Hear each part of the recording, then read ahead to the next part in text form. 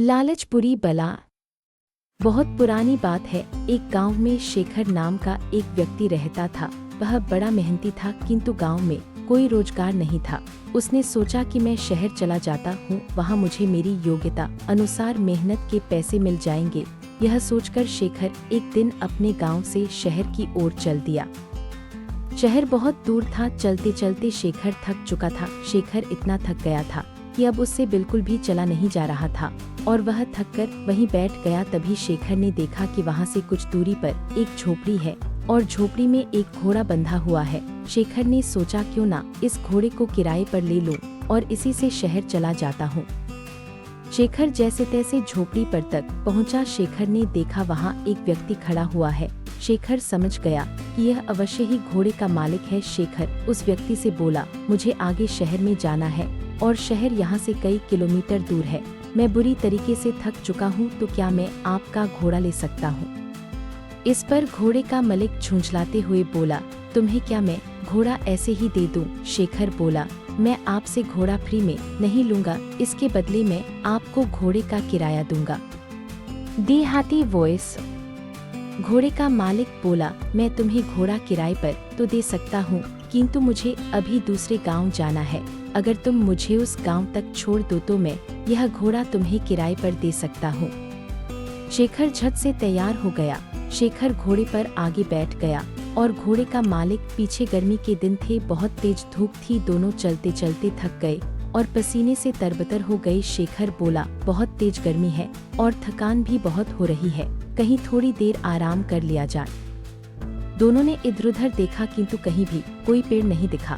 तभी शेखर घोड़े से उतरा और घोड़े के ही छांव में बैठ गया। शेखर थोड़ी देर ही घोड़े की छांव में आराम कर पाया था। यह सब देखकर घोड़े का मालिक बुरी तरीके से जल गया। घोड़े का मालिक बोला, मैंने तुम्हें घोड़ा किराए पर दिया है, उसकी छाया किराए पर नहीं दी।